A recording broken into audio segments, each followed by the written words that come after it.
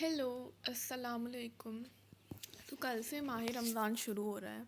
पिछले कुछ साल से इंडियन सब कॉन्टिनेंट में लोगों के बीच एक हलचली सी मची हुई है रमज़ान लफ्ज़ को लेके। आज आपको दो तरह के मुबारकबाद देखने को मिलेंगे। कुछ लिखेंगे रमज़ान मुबारक और कुछ लिखेंगे रमज़ान मुबारक। और ये देखने के बाद लगता है कि क्या सही है, रमज़ान या रमज़ान। अगर एक शब्द में जवाब दें तो दोनों ही सही है और दोनों ही गलत है। देखो, हर भाषा में ऐसा साउंड होता है जिसका दूसरे लैंग्वेज में कोई सब्स्टिट्यूट नहीं होता। जैसे कि उर्दू और हिंदी में डा होता है। अब सड़क को हम लोग इंग्लिश में कैसे लिखते हैं, मतलब रोमन स्क्रिप्ट में सड़क को हम लोग लिखते हैं ऐसे DAK। तो कुछ लोग लिखता है सड़क ऐसे RAK, तो कुछ लोग लिखता है RH के साथ। तो फिर अगर पूछेंगे कि कौन सा सही है, क्योंकि इंग्लिश में तो डा साउंड है ही नहीं, तो रा और डा दोनों ही मिलता जुलता है। और ऐसा बहुत सारा साउंड है जैसे ता, दा और भी बहुत सारा। अगर किसी अंग्रेज़ को बोलेंगे ना सड़क, तो उसको वो सड़क लगेगा। ज़्यादा फ़र्क नहीं अगर देखा जाए सड़क और सड़क में। वैसे ही अरबी में डा साउंड है ही नहीं, तो गुंजाइश ही नहीं है कि किसी अरब को लगे सड़क, क्योंकि वो जानता ही नहीं ना सड़क उसको लगेगा ना सड़क लगेगा। लेकिन रा तो है, तो उनको लगेगा सड़क। वैसे ही अरबी में ऐसा बहुत सारा साउंड है जो जिनका बाकी लैंग्वेजेस में सब्स्टिट्यूट ही नहीं है, और अंग्रेज़ी में तो बिल्कुल भी नहीं है। रमज़ान ओरिजिनली अरबी का लफ्ज़ है।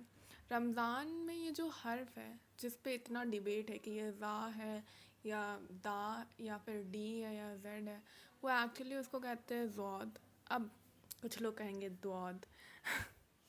एक्चुअली इसका प्रोनाउंसिएशन ना दा है ना ज़ा, क्योंकि अरबी में ऑलरेडी अलग हर्फ है इनके लिए, जैसे कि दाल जो कि दा साउंड को रिप्रेजेंट करता है, और ज़ा को करता है ज़ाल।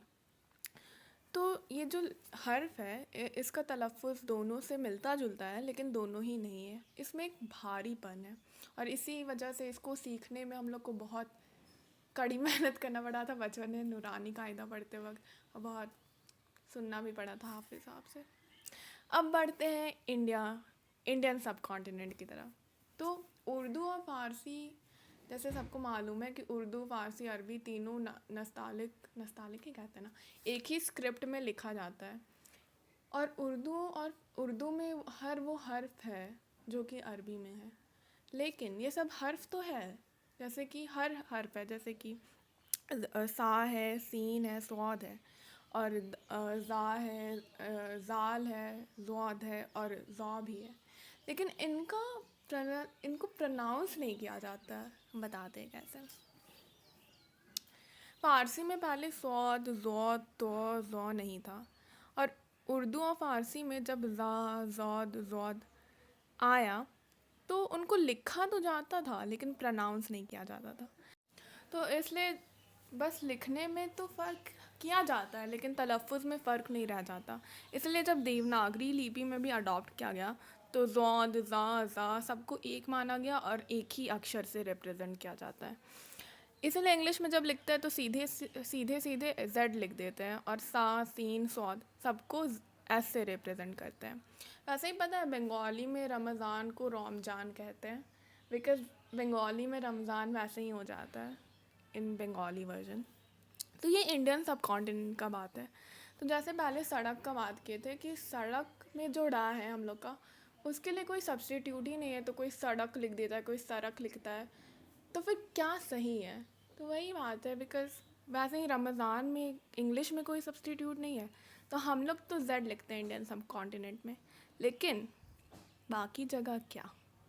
बाकी जगह पे अमेरिकन, जैसे कोई अमेरिकन मुस्लिम्स है या टर्किश मुस्लिम्स, इंडोनेशियन मुस्लिम, बाकी जगह के मुस्लिम जब इंग्लिश में लिखते हैं तो वो लोग ज़ा, ज़ौद और ज़ौ को डी या DH के साथ रिप्रेजेंट करते हैं, और सा और सौद को TH के साथ लिखते हैं। तो ठीक है, दुनिया में सब कुछ नॉर्मल चल रहा था, बाकी लोग अपनी तरह से लिख रहे थे, इंडियन सब कॉन्टिनेंट में लोग अपने तरीके से लिख रहे थे। लेकिन फिर आया इंटरनेट, यूट्यूब, फेसबुक, गूगल, फिर ये फ़र्क नज़र आने लगा। अज़ान को जहाँ इंडिया में AZAN लिखते हैं, वैसे ही बाकी जगह पे देख रहे हैं लोग कि यहाँ पे तो अदान लिखा हुआ है ADAN, या फिर अधान लिखा हुआ है।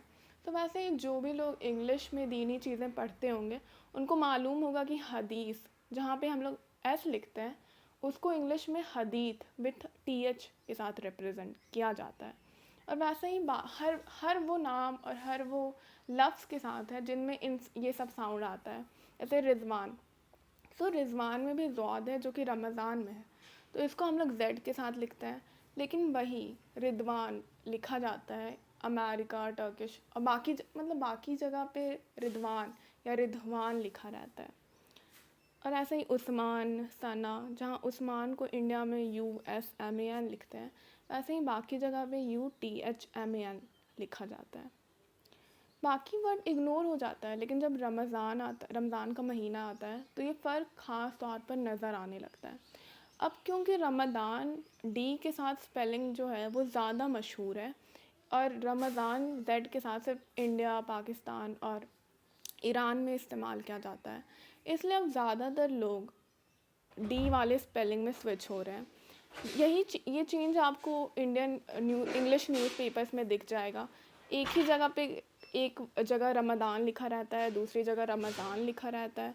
ऐसे ही बहुत सारे इंडियन वीडियोस जो कि अगर किसी हाफिज़ साहब या फिर किसी मुफ्ती साहब का कोई बयान हो रमज़ान के ऊपर, तो कहीं ZAN लिखा रहता है, कहीं DAN लिखा रहता है।